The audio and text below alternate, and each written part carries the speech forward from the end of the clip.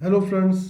आज हम जो वीडियो आपके लिए लेके आए हैं वो है शेंगन वीज़ा के बारे में। जैसा कि आप सभी को पता होगा कि 1 जनवरी 2023 से शेंगन में एक कंट्री और ऐड हो गई है जिसका नाम है क्रोएशिया। क्रोएशिया की अगर बात करें तो आइए सबसे पहले हम देखते हैं कि क्रोएशिया जो है ये कहाँ पे लोकेटेड है और इसका शेंगन वीज़ा वालों को कितना ज़्यादा बेनिफिट मिलेगा। जो कई पुर्तगाल जाना चाहते हैं या किसी और कंट्री में जाना चाहते हैं सेटलमेंट के लिए लेकिन जा नहीं पा रहे हैं, तो ये देखिए ये यहाँ पे क्रोएशिया है जो कि बोस्निया और स्लोवेनिया के बीच में पड़ता है। और अगर आप इसको देखेंगे तो ये जितना एरिया दिख रहा है आपको इसमें मोस्टली सब शेंगन के एरियाज हैं। ऑस्ट्रेलिया है, जर्मनी है, नीदरलैंड, बेल्जियम, फ्रांस, स्पेन, पुर्तगाल, ये जितने भी मोस्टली कंट्रीज़ हैं आसपास के ये सभी शेंगन कंट्रीज़ हैं। जो ये पहले 26 देश होते थे लेकिन अभी जो ये क्रोएशिया है ये शेंगन में 1 जनवरी 2023 से शामिल हो चुका है। तो अभी शेंगन के अंदर टोटल 27 कंट्रीज़ हैं। तो अगर आप शेंगन वीज़ा लेना चाहते हो बाकी कंट्रीज से अगर आपकी रिफ्यूज़ल आ रही है तो क्रोएशिया एक बहुत अच्छा ऑप्शन है आपके लिए यहाँ पे विज़िट करने के लिए। क्रोएशिया की जब हम बात करते हैं तो ये बहुत ही खूबसूरत जगह है और ये आपको यहाँ से आपको आगे एंट्री लेनी काफ़ी आसान होती है। रिसेंटली शेंगन में ऐड हुआ है तो थोड़ी सी इसकी जो पहले फाइलिंग होती थी उसमें थोड़ा सा फ़र्क आया है, वीज़ा प्रोसेस में थोड़ा फ़र्क आया है। क्रोएशिया की अगर कैपिटल की बात करते हैं तो इसके कैपिटल का नाम है जग्रेब। जग्रेब इसका कैपिटल है और यहाँ पे करेंसी जो पहले होती थी वो होती थी कूना। कूना की जो वैल्यू होती थी पहले वो तकरीबन तकरीबन 11 रुपए के आसपास होती थी। सॉरी हाँ, एक कूना जो है इंडिया के 11 रुपए के आसपास पड़ता था। लेकिन जब से ये शेंगन में इंक्लूड हुआ है तब से कूना से हटा के यहाँ पे अभी यूरोज हैं। और यूरोज का आपको पता ही है कि एक यूरो जो है वह अप्रोक्सीमेट 80-90 के आसपास में डेली का उसका रेट है। तो आइए देखते हैं कि अगर हमने क्रोएशिया का शेंगन वीज़ा अप्लाई करना है टूरिस्ट बेस पे तो हम कैसे करेंगे। सिंपल है, सबसे पहले हम जाएंगे वीएफएस में। वीएफएस ग्लोबल आपने सर्च करना है। वीएफएस ग्लोबल में जाने के बाद में जो आपको ये वीएफएस ग्लोबल की जो वेबसाइट मिलेगी इस पे जाके आपने क्लिक कर देना है। क्लिक करने के बाद में आपको कुछ इस तरीके से जो पेज है वो ओपन होगा। यहाँ पे आने के बाद में आपने सबसे पहले अपनी कंट्री सेलेक्ट करनी है जहाँ से भी आप अप्लाई कर रहे हैं। अगर आप इंडिया में हैं, अगर आप किसी भी कंट्री में बैठे हैं, अगर आप क्रोएशिया जाना चाहते हैं तो सबसे पहले इसमें आपने अपनी कंट्री सेलेक्ट करनी है। तो मैं यहाँ पे इंडिया को सिलेक्ट कर लेता हूँ और इस यहाँ पे आई एम गोइंग टू में हम सर्च करेंगे क्रोएशिया। तो ये क्रोएशिया का ऑप्शन हमें मिल चुका है। तो इसमें अभी हम वेबसाइट पे जाएंगे क्लिक करने के बाद में, तो इसकी जो ऑफिशियल वेबसाइट है क्रोएशिया के लिए वो हमारे पास में खुल जाएगी। तो ये वीएफएस ग्लोबल की है। तो यहाँ पे हमें कुछ ऑप्शन दिखेंगे। सबसे पहले apply for visa, book appointment, find a centre, premium service. तो हमने सबसे पहले अप्लाई फॉर वीज़ा जो है इस पे आना है। इस पे आने के बाद में हम देखेंगे नीचे जो स्टार्ट नाउ का बटन है इस पे हमने क्लिक करना है। इस पे जब क्लिक करेंगे तो इसमें आपके सामने ये कुछ ऑप्शंस आ जाएंगे कि आप देखिए कि आपको सबसे पहले अगर आपको क्लियर नहीं है कि आपको कौन सा वीज़ा लेना है या किस लिए आप जाना चाहते हो तो आइडेंटिफाई योर वीज़ा टाइप जो है इस पे आप क्लिक करके अपने वीज़े के बारे में जानकारी ले सकते हो। तो अगर आप इस पे जानकारी चाहते हैं तो आपने व्यू मोर पे जाना है, वीज़ा टाइप यू नीडेड इस पे आपने क्लिक कर दिया। इसमें अभी हमसे पूछ रहा है कि आप हमें ये बताइए कि कौन सा वीज़ा आपको चाहिए। तो इसमें कई कैटेगरीज आती हैं, जैसे अगर आप टूरिस्ट पे जाना चाहते हो, बिजनेस मीटिंग पे जाना चाहते हो, आपका अगर कोई रिश्तेदार कोई फैमिली फ्रेंड वहाँ पे है जो आपको स्पॉन्सर कर रहा है उसकी ऑप्शंस है। मतलब अलग अलग ऑप्शंस हैं इसके अंदर। अगर आप वर्क परमिट में जाना चाहते हो वो भी इसके अंदर ऑप्शन आती है। फिलहाल हम टूरिस्ट की बात कर रहे हैं तो हम यहाँ पे टूरिस्ट को सिलेक्ट कर लेंगे। टूरिस्ट सेलेक्ट करने के बाद में इसमें हमें ओवरव्यू दे देगा ये कि अगर आप जाना चाहते हो तो उसमें वीज़ा की क्या रिक्वायरमेंट्स है, कैसे हैं, कुछ ये टर्म्स कंडीशंस हैं वो आप पढ़ लीजिए। हमारा जो वीज़ा होगा जिसकी हम बात कर रहे हैं वो सी कैटेगरी का वीज़ा आता है जिसमें आप सभी कंट्रीज जो शेंगन के 27 देश है किसी में भी ट्रेवल कर सकते हो। और इसके बाद में अगर हम वीज़ा फ़ीस की बात करते हैं तो इसकी वीज़ा फ़ीस जो एम्बेसी की फ़ीस है वो है 80 यूरोज प्लस आपको VFS के जो चार्जेस हैं वो तकरीबन तकरीबन 2,000 रुपये एक्स्ट्रा पे करने होते हैं, जिसके अंदर आपकी GST वगैरह जो भी है सब कुछ बीच में इंक्लूड है। कुरियर सर्विस जो होती है 578 रुपये, ये टाइम टू टाइम चेंज होती रहती है, ये इंक्लूड हो जाएगी। इसके अलावा अगर आप SMS सर्विस लेना चाहते हो तो उसके लिए आपको 463 पे करने होंगे एक्स्ट्रा। और अगर आप प्रीमियम लॉन्च में जाना चाहते हो उसके लिए आपको 4,050 रुपये एक्स्ट्रा पे करने पड़ेंगे। मतलब ओवरऑल अगर मैं बात करूँ तो क्रोएशिया का वीज़ा अप्लाई करने के लिए आपको तकरीबन तकरीबन नियर अबाउट 10,000 का खर्चा जो है वो आ जाता है। उसके बाद में इसने 2 वे कुरियर के हैं, इसमें अलग अलग काफ़ी चीज़ें इसमें हैं, मोड ऑफ पेमेंट्स हैं, इसमें कौन कौन लोग अप्लाई कर सकते हैं, क्या क्या उनके लिए चाहिए, हर चीज़ की डिटेल्स है। इसको आपने आराम से पढ़ लेना है। इंडिया में अगर आप पे करते हो तो ये सिर्फ कैश में पे होता है VFS में, ऑनलाइन वाली कोई सिस्टम नहीं है कि अगर आप सोचो कि मैं UPI से पे कर दूँ, वो ऑप्शन नहीं है इसमें। तो वीज़ा फीस हो गई हमारी। इसके बाद में हम आते हैं कि हमें डॉक्यूमेंट्स क्या क्या रिक्वायर्ड है। तो इसके लिए इन्होंने पर्टिकुलर एक चेकलिस्ट दे रखी है। चेकलिस्ट पे जब हम क्लिक करेंगे तो ये चीज़ें हमें जो है चाहिए होती हैं। सबसे पहले ये कह रहे हैं कि एप्लीकेशन फॉर्म चाहिए। ये आपको, आप इसको हाथ से भी भर सकते हो अगर आप कंप्यूटर पे एक्सेस नहीं है आपके पास में उसको भरने के लिए, इसका प्रिंट निकाल के हाथ से भर के भी सबमिट कर सकते हो, कोई इशू नहीं है इसमें। फोटोग्राफ जो होती है 3.5 सेंटीमीटर मतलब 35 बाई 45 mm की फ़ोटो होनी चाहिए, जिसमें वाइट बैकग्राउंड होना चाहिए और 80% फेस हो आपका, ये कोशिश कीजिए। पासपोर्ट होना चाहिए आपके पास में, जिसका कम से कम जो है वैलिडिटी जो है 3 महीने हो आपकी वापसी की, मतलब आप लेके चलिए कि कम से कम 6 महीने की वैलिडिटी आपकी होनी चाहिए। और पासपोर्ट आपका 10 साल में इशू होना चाहिए और कम से कम उसमें 2 पेज जो हैं वो खाली होने चाहिए अगर आप क्रोएशिया का वीज़ा अप्लाई करते हो। उसके बाद में आपकी जो बेसिक है सैलरी स्लिप्स, मतलब आपने सोर्स ऑफ इनकम अपना दिखाना है। सोर्स ऑफ इनकम के लिए आपकी सैलरी स्लिप्स आप लगा सकते हो अगर आप सैलरीड हो। उसके बाद में आप 3 साल की अपनी रिटर्न्स हैं जो वो लगानी होती हैं। कई लोग बिना रिटर्न के भी अप्लाई कर देते हैं, एक रिटर्न लगा देते हैं, बट कोशिश कीजिए कि 3 साल की ITRs आप लगाइए। उससे क्या है कि आपकी वीज़ा के चांसेस बहुत ज़्यादा इंक्रीज हो जाएंगे। और आप जहाँ पे जॉब करते हैं वहाँ से आपको लीव लेटर या NOC लगाने की ज़रूरत है, जिसमें कि आपकी कंपनी को या आपके जो आपके एम्प्लॉयर हैं उनको कोई दिक्कत ना हो। वो ये मेंशन करें कि हमें आपके बाहर जाने पे, घूमने फिरने पे कोई दिक्कत नहीं है। उसके बाद में डिटेल्ड बैंक अकाउंट स्टेटमेंट, जिसमें बैंक में आपकी इनकम आ रही है, सैलरी की आ रही है या बिजनेस की आ रही है। अगर बिजनेस की है तो करंट अकाउंट भी लगाइएगा, सिर्फ सेविंग अकाउंट मत लगाना। कम से कम 3 महीने की हो और ये ओरिजिनल होनी चाहिए। ओरिजिनल मतलब कि बैंक से निकली हो, जो हम नेट बैंकिंग से डाउनलोड करके लगाते हैं वो चीज़ वैलिड नहीं मानी जाती। कम से कम 3 महीने की हो, पर तकरीबन आप कोशिश कीजिए कि 6 महीने की आप लगा दीजिए। अगर आप पेंशन होल्डर हैं तो 3 महीने की सेम वही पेंशन की स्टेटमेंट आपके बैंक की जो है लग जाएगी। और अगर आप कोई कंपनी है या बिजनेस कोई चला रहे हैं तो उसमें आपकी कंपनी का रजिस्ट्रेशन होना ज़रूरी है। ठीक है, अगर आप सेल्फ एम्प्लॉयड भी हैं, अगर आप खुद का बिजनेस भी है, और कंपनी की ITRs जो हैं वो आपको लगानी पड़ेंगी। अगर आपके पास में कोई GST नंबर है या फिर कोई और सर्विसेज हैं तो वो आप लगा सकते हैं। अगर नहीं है तो आप अपनी पर्सनल ITR भी लगा सकते हैं जिसमें आपका बिजनेस का नाम मेंशन हो। माइनर के केस में तो वही है कि पेरेंट्स के पेपर लगते हैं मोस्टली, इसमें कुछ ज़्यादा वो नहीं है। उसके बाद में आपने जो मेन है, आपने एक ट्रैवल प्लान देना होता है, जो 10वां पॉइंट है हमारे पास में। ट्रैवल प्लान में क्या होता है कि आपने वैसे को एक एक डेट देनी होती है अप्रोक्सीमेट, जिसको कहते हैं कि मैं इस तारीख को जाना चाहता हूँ और इतने दिन में वापस आऊँगा। और इसमें एक चीज़ का आप ख्याल रखिएगा कि इसमें जो टिकट या होटल की बुकिंग है वो आप डमी लगा सकते हैं, आपको कंफर्म लगाने की ज़रूरत नहीं है। कई एजेंट्स आपसे पैसा मांग लेंगे जी टिकट करवानी है, डमी टिकट में कोई पैसा नहीं लगता। नॉर्मली आप खुद भी इसको, कई वेबसाइट्स हैं ऐसी जिससे आप बुक कर सकते हो, नहीं तो आप हमसे बुक करवा सकते हैं, जो कि हम फ्री ऑफ कॉस्ट में आपको डमी बना के दे देंगे।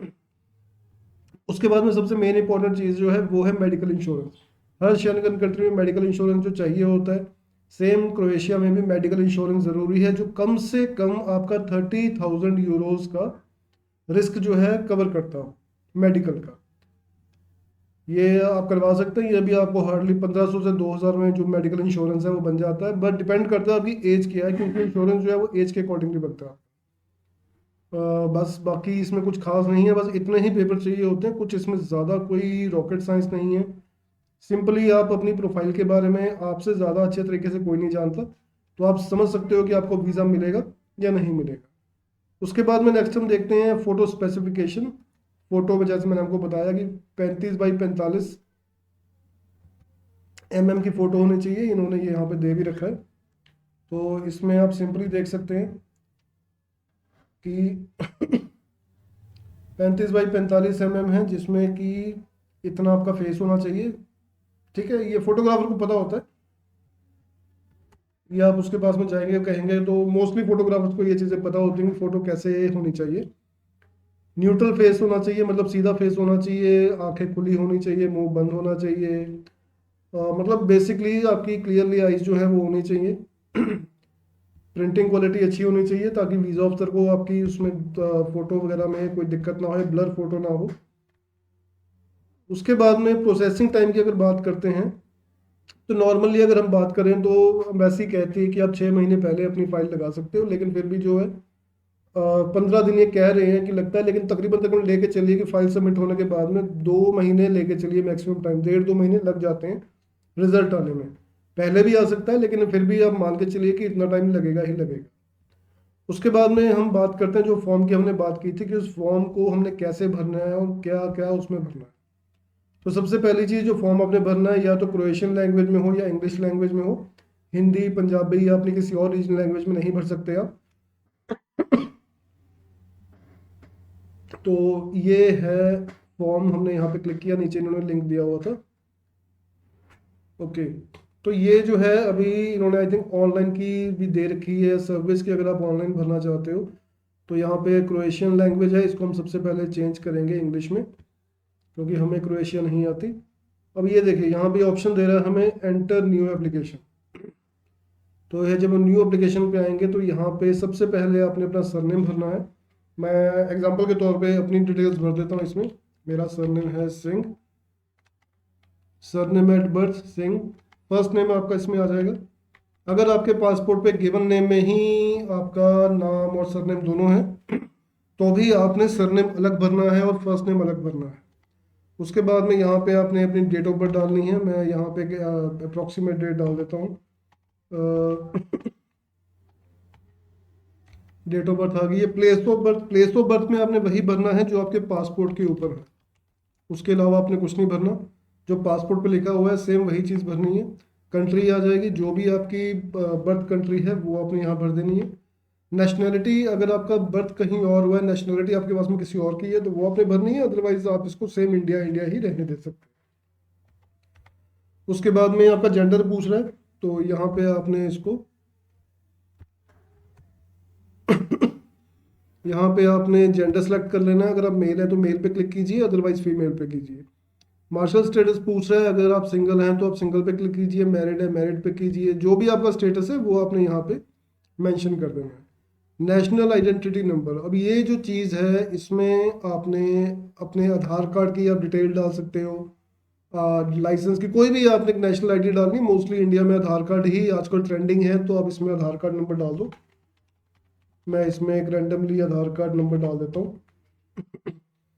उसके बाद में नीचे ये कह रहा है एप्लीकेंट्स एड्रेस, तो इस पे आपने वो एड्रेस डालना है जो आपके पासपोर्ट पे है। मैं यहाँ पे एड्रेस डाल देता हूँ।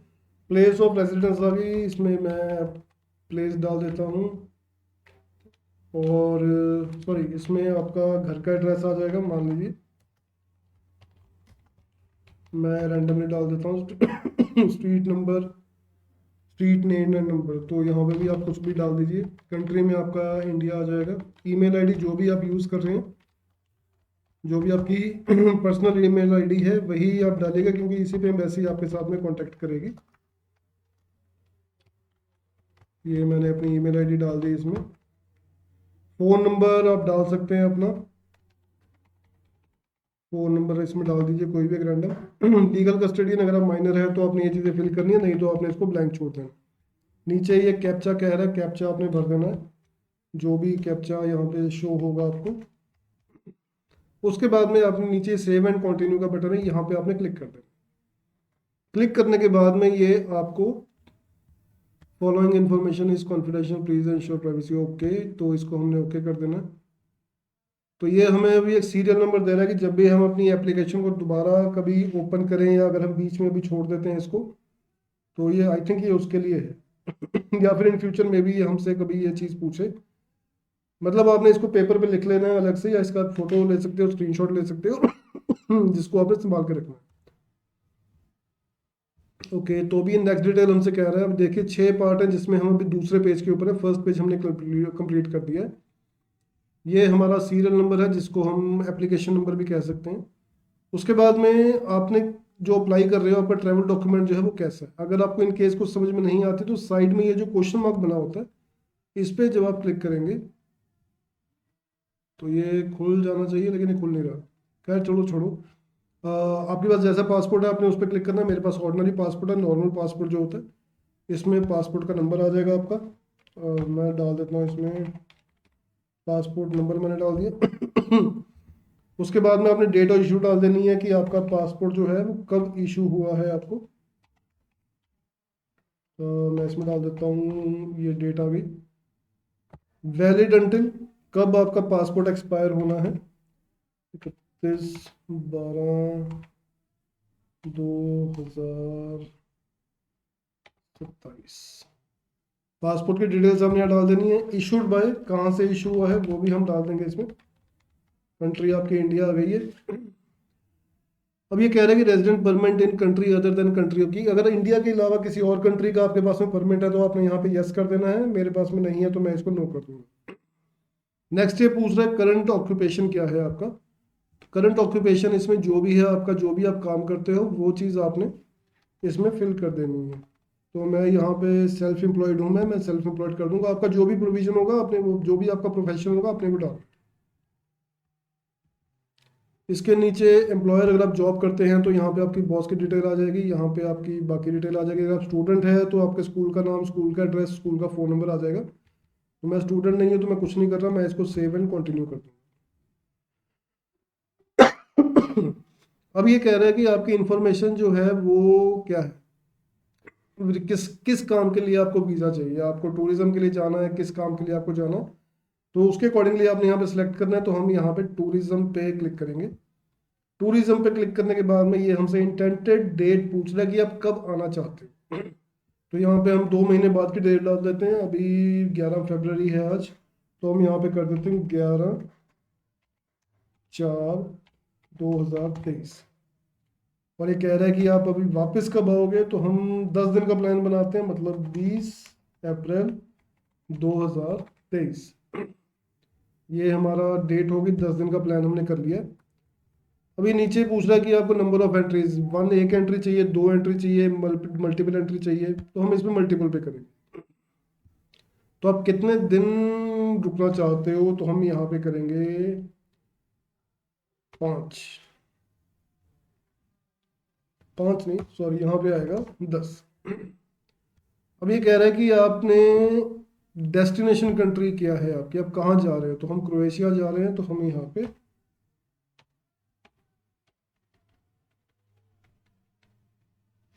क्रोएशिया लिख देंगे। Main destination zone, member state, entry, first entry की आपकी जो फ्लाइट है वो कहाँ पे लैंड होगी, तो आप यहाँ पे कर देंगे क्रोएशिया। उप्स, क्रोएशिया आ गया, ओके उसके बाद में नेक्स्ट जो है अब देखते हैं क्या पूछता है ये। Entry permit for destination country, इसको आपने ब्लैंक छोड़ देना है, कुछ नहीं करना। नेक्स्ट ये पूछ रहा है कि other visas issued in previous 3 3 years की, मतलब अगर आपके पास में किसी भी कंट्री का वीज़ा है पिछले 3 साल के अंदर, चाहे वो दुबई का है चाहे कनाडा का है, आपने यहाँ पे मेंशन कर देना फिलहाल मैं इसको नो कर रहा हूँ। प्रीवियसली कलेक्टेड फिंगरप्रिंट्स, ये अगर आपने कभी भी शनिगन की फाइल लगाई है जिसमें आपने फाइल सबमिट की हो, तो यहाँ पे आपने उसकी डेट डालनी है कि आपके बायोमेट्रिक कब हुए थे। ठीक है, अगर आपको डेट नहीं पता है तो आप यस कर दीजिए, डेट को आप ब्लैक भी छोड़ सकते हैं, कोई इशू नहीं है इसमें। करने के बाद में हम करेंगे save and continue. Save and continue के बाद हम देखेंगे 3 कॉलम हमारे हो गए, चौथे पेज पे हम आ गए। अब ये कह रहा है कि आपका बंदा जो आपको वहां पे इनवाइट कर रहा है, क्या स्पॉन्सर है या जो भी है, उसका आपने यहाँ पे नाम लिखना है। तो यहाँ पे अगर आपकी होटल बुकिंग है तो यहाँ पे आपने नेचुरल पर्सन लिख देना। तो यहाँ पे आपने इनवाइटिंग पर्सन जो भी आपका है उसका नाम लिख देना। हम यहाँ पे XYZ कर देते हैं। सरनेम में भी हम कुछ भी भर देते हैं ऐसे ही। यहाँ पे आपने उसका एड्रेस लिख देना है, जो भी उस बंदे का एड्रेस है कहाँ का है वो बंदा, यहाँ पे आपने ये लिख दिया। और उस बंदे का फ़ोन नंबर जो भी है वो आपने यहाँ पे डाल देना। उसके बाद में सेम एज, अब यहाँ पे जो भी बंदा आपको इनवाइट कर रहा है उसका आपने, जैसे होटल है मान लीजिए आप किसी होटल में बुकिंग कर रहे हैं, तो यहाँ पे आपने होटल की डिटेल डाल देनी है। इसको हम कर देते हैं XYZ होटल। कहाँ पे है होटल, वहाँ पे इसका एड्रेस आ जाएगा। यहाँ पे ये आ जाएगा एड्रेस इसका, सॉरी यहाँ पे आपका, हाँ, और यहाँ पे जो है आपके होटल का नंबर आ जाएगा। आप यहाँ पे फ़ोन नंबर डाल सकते हैं कोई भी, जो भी आपके होटल का है। ईमेल आईडी अगर आपके पास है तो आप डाल सकते हैं उस होटल की। उसके बाद में नेक्स्ट में ये कह रहा है हमसे कि एक्सपेंसेस, कि आपके जो है खर्चे कौन उठा रहा है। अगर तो कोई स्पॉन्सर उठा रहा है, मान लीजिए अगर आप कुछ नहीं करते, आपके पेरेंट्स अगर आपको सपोर्ट कर रहे हैं, तो आपने यहाँ पे स्पॉन्सर पे क्लिक करना है और नीचे उसकी डिटेल देनी है। लेकिन अगर आप खुद कर रहे हो तो आपने यहाँ पे क्लिक करना है हिमसेल्फ हरसेल्फ पे। आप कैश मतलब पेमेंट जो है, जो खर्चा आप लेके जा रहे हो, जो आप 2.5-3 लाख रुपए कम से कम आप ऐसे को शो करोगे, तो आप कैसे शो करोगे, तो यहाँ पे हम करेंगे कैश। अगर क्रेडिट कार्ड है उसको कर लेंगे। अगर आपने होटल की बुकिंग एडवांस में की है, वैसे करनी नहीं चाहिए, फिर भी अगर आपने की है तो इसको क्लिक कर सकते हो। अदर्स, आप यहाँ पे अपनी डिटेल्स दे सकते हो कि मेरे पास में डेबिट कार्ड है या मेरे अकाउंट में बैलेंस है, जो भी आप इसको यहाँ पे क्लिक कर सकते हो। ये सब करने के बाद में फिर हम करेंगे सेव एंड कंटिन्यू। अब ये कह रहा है कि अपने डॉक्यूमेंट दीजिए। डॉक्यूमेंट के अंदर एक क्या कह रहा है, adding document and photo is not mandatory but it will speed up processing. Okay, तो अगर आप यहाँ पे अपनी फ़ोटो और बाकी के डॉक्यूमेंट्स अगर आप करना चाहते हो तो आप इसमें यहाँ पे सबमिट कर सकते हो। फिलहाल मैं यहाँ पे कुछ नहीं कर रहा क्योंकि वीडियो काफ़ी लंबी हो जाएगी, तो इसको मैं यहाँ पे सिर्फ नेक्स्ट पे क्लिक करूँगा। अब ये कह रहा है कि personal information family member who is national, की अगर आपका कोई परिवार का बंदा EU का मेंबर है, रेजिडेंस है, सिटीजन है, उसकी डिटेल आपने देनी है। मान लीजिए आपका हस्बैंड या वाइफ वहाँ पे हैं, आपके बच्चे वहाँ पे हैं, आपके ग्रैंड चाइल्ड वहाँ पे हैं, या कोई रिश्तेदार आपका वहाँ पे है, तो उसकी डिटेल यहाँ पे आप दे सकते हो अपनी, कि हाँ भी मेरा फलाना बंदा है, मेरा रिश्तेदार है, मेरा चाचा ताया जो भी है वो यहाँ पे रहता है, तो उसकी डिटेल यहाँ पे आएगी। सारा कुछ होने के बाद में ये देखोगे कि 6 में से 6 पेज जो है हमारे कंप्लीट हो चुके हैं। मैं इसको खाली छोड़ रहा हूँ क्योंकि मेरा कोई वहाँ पे है नहीं। इसको अभी हम करेंगे फाइनलाइज। फाइनलाइज मतलब कि हमने हमारी फाइल जो है वो एक हिसाब से सबमिट हो गई। तो ये जो इसने हमें दिया था एप्लीकेशन नंबर, ये आ गया, ये हमारा एप्लीकेशन नंबर है जो स्टार्टिंग में इसने दिया था। आई थिंक ये लॉगिन आईडी डिटेल है। तो उसके बाद ये आपकी बस मतलब एप्लीकेशन जो है वो कंप्लीट हो चुकी है, इसका आपने प्रिंट ले लेना है। ये देखिए मैंने यहाँ पे क्लिक किया तो मेरे पास में मेरे ख्याल से एप्लीकेशन फॉर्म ये ऑटोमेटिकली देखिए फिल होके आ गया मेरे पास। इसमें जो जो मैंने डिटेल्स भरी हैं वो सारी इसके अंदर मेंशन हो गई। बस इसमें लास्ट में आपने अगर निकालना है इसको निकाल के इसको साइन कर लेना। साइन होने के बाद में इसको आपने साथ में आई थिंक लेके जाना है। पर अभी हम यहाँ पे एक नेक्स्ट हमें चीज़ कह रहे हैं, बुक एन अपॉइंटमेंट, कि जहाँ पे हमने फाइल जमा करनी है अभी आप इसकी जो अपॉइंटमेंट्स है वो बुक कर सकते हो। जैसे यहाँ पे आप देखोगे तो नीचे हमारे यहाँ पर एक ऑप्शन आया था बुक एन अपॉइंटमेंट, ये वाला। तो इस पे जब हम करेंगे तो यहाँ पे ऑप्शन आ जाता है बुक नाउ का। इस पे जब आप क्लिक करोगे तो आपने यहाँ पे अपनी लॉगिन डिटेल्स जो है एक आईडी बनानी है। उसके बाद में आपने यहाँ पे इस पे लॉगिन कर लेना है। लॉगिन करने के बाद में मेरे को भी आईडी बनानी पड़ेगी, तो खैर वीडियो काफ़ी लंबी हो जाएगी, इसके लिए मैं अलग से एक वीडियो बनाऊंगा। मेरी पुरानी वीडियोस हैं शनिगन की, जिसमें कि मैंने बताया हुआ है कि BFS में आईडी कैसे बनती है और किस तरीके से आप अपनी बुक जो अपॉइंटमेंट है वो पिक कर सकते हो। तो बस इतनी सी कहानी है। इसके बाद में आपका समझिए कि जो एप्लीकेशन है, जिस दिन आपकी अपॉइंटमेंट होगी, जो हमने चेकलिस्ट की बात की थी उस चेकलिस्ट के अकॉर्डिंगली आपने अपने जो पेपर हैं वो लेके जाने हैं। और वहाँ पे फोटोज़ वगैरह पेपर्स वगैरह जो भी हैं वो सारी चीज़ें आपने लेके जानी है और उसके अकॉर्डिंगली आपने वहाँ पे अपनी फाइल जो है वो सबमिट कर देनी है। ये हमारी जो चेकलिस्ट थी, इसके अकॉर्डिंगली आपने पेपर अपनी फाइल रेडी करके ले जाना। कोई फालतू आपको इसके अंदर कोई लगाने की ज़रूरत नहीं है, कोई प्रॉपर्टी की वैल्यूएशन, कोई CA रिपोर्ट, कुछ भी लगाने की ज़रूरत नहीं है। VFS या वैसी ये चीज़ें बिल्कुल नहीं मांगती है आपसे। आपने सिंपल जो इन्होंने चेकलिस्ट में डॉक्यूमेंट दे रखे हैं, बस ये डॉक्यूमेंट आपने साथ में लेके जाने हैं। इसके अलावा अगर आपका कोई भी क्वेश्चन होता है या अगर आपका कोई डाउट होता है तो आप मुझे कमेंट में पूछ सकते हैं। अगर मेरे पास में 15 या 10 से कुछ ज़्यादा कमेंट आए तो हर कमेंट का जवाब जो है मैं वीडियो में बना के दे दूँगा।